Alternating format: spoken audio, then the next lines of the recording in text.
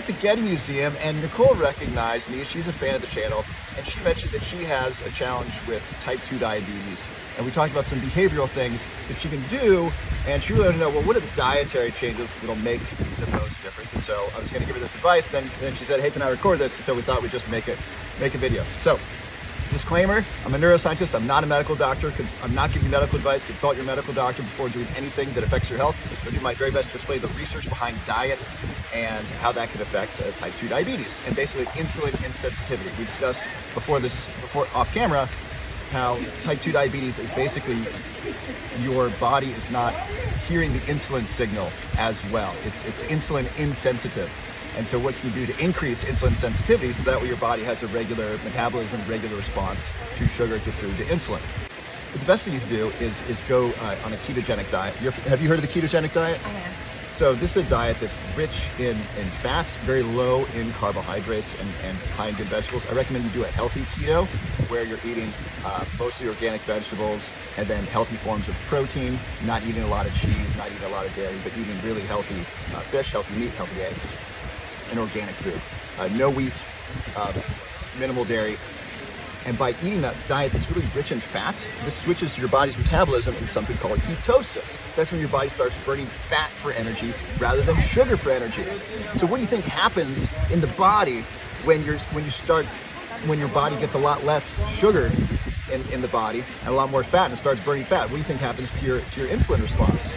I would imagine it helps it. Yeah, because it's going to start burning the right things instead of the wrong things. Because there's not a lot of sugar in the system. And so the sugar's not so loud anymore. It's got a lot more quiet. And so now the cells are beginning to recalibrate. Your systems are beginning to recalibrate, saying, oh, this is what it's like to have a little bit of sugar. Oh, okay. And it can readjust the sensitivity, just like for those who drink alcohol. I don't drink alcohol anymore. I used to drink a whole lot. I have one drink right now. I would be very sensitive to it. I feel it a lot. But when I was in college, I could have 5 drinks and not really feel it. And so it makes you, by removing sugar from the system or lowering sugar in the system, it increases your sensitivity to it. So research from Walter Longo and colleagues, he's done a lot of research on ketosis and specifically cancer, but there's many great benefits to ketosis and diabetes because, first of all, people who go on ketosis generally lose weight. Most people who are type 2 diabetic benefit from weight loss. And number 2, by taking that sugar out, it resets the insulin response. A lot of people have reversed their type 2 diabetes. Now, I'm not saying this will do that. I'm not making any medical claims whatsoever, but the research shows many people who go on a ketogenic diet over time reverse their insulin sensitivity and then no longer manifest type 2 diabetes or type 2 diabetes to the way that they were. I had a friend who went in ketosis, and she was a type 2 diabetic, and she dramatically lowered her medication. Her type 2 diabetes medication because she didn't need nearly as much. So that's one thing you can do is a really healthy ketogenic diet with lots of healthy vegetables, organic healthy vegetables, no wheat, no dairy, and then healthy protein and a lot of healthy fats. Now, healthy fats include olive oil, avocado oil, coconut oil, and then some people like ghee or grass-fed butter. That can do well at all. That can do well. Also, hemp seed oil is really good as well. And then nuts and seeds are great. And then healthy fatty fish. These are really good forms of fat. Some people do well with avocados. I'm type O blood. I don't do well with the avocado. When I took that out of my diet, I started feeling much better. So you want to eat lots of those healthy fats. No bread, no wheat. Going gluten-free is the hardest part, I find, because gluten's in almost everything. Sure, you pick up ice cream, it says gluten-free. I said, when did you start adding bread to my ice cream? Right. Oh my goodness. So gluten-free is the hardest one for those of you figuring that out. So you've got to make a lot of food at home or windy out here. I bring my own dessert to restaurants, and they don't bat an eye. I say, I have food sensitivities. Please serve me this dessert because you don't have a dairy-free, low-sugar, gluten-free dessert. Right. I do. Can I eat this? So that's one. And then number 2 is something called intermittent fasting. Have you heard of that? I have. So intermittent fasting is where you basically eat in a certain window of time. So for example, I stop eating generally around 8 p.m. and I don't eat food until noon the next day. So I basically eat in an 8-hour window. So I'm fasting for 16 hours a day. A lot of people eat as soon as they wake up.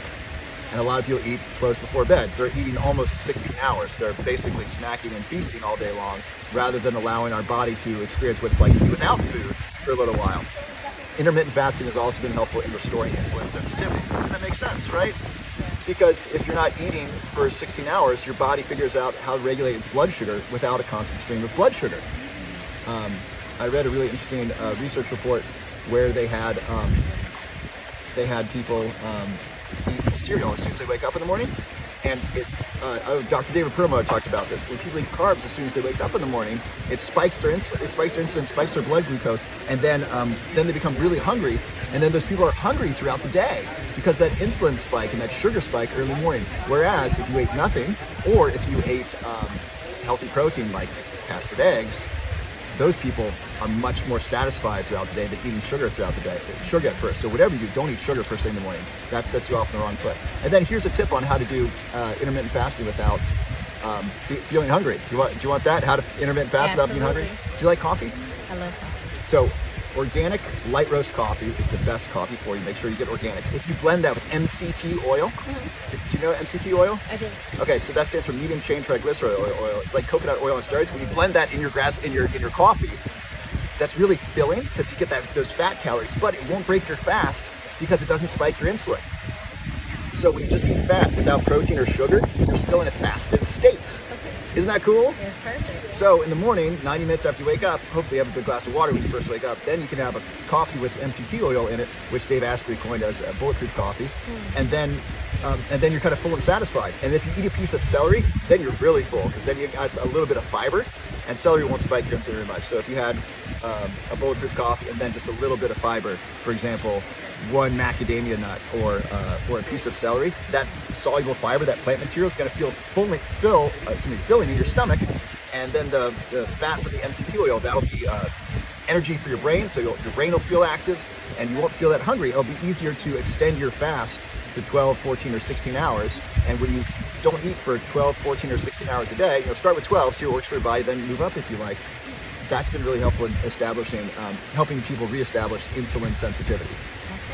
So does all that make sense? It does. And you said to incorporate the exercise. Oh, absolutely. Exercise after every single meal, if you have type 2 diabetes, is a great way. Of course, check with your doctor first. It's a great way to lower your blood sugar. It's twice as effective as a leading diabetes medication in lowering blood sugar. Just get outside and walk after every single meal, and just make that a part of your life. Make that an enjoyable part of your life. And I think most people have the time. If you don't have the time, then you're prioritizing other things over your health, which no one who loves you wants to do that. Everyone who loves you wants you to prioritize your health over other things. And so take the time, take 30 minutes a day to go for a walk after every meal, and that'll really help manage your blood sugar in a healthy way for most people. Fantastic. Any questions, Nicole? No, this was perfect. I'm so glad I met you today. I'm so glad too. Thank you so much for saying hi. It led to this great video that we get to help hopefully thousands of people. That's right. Love you. God bless you. God bless you.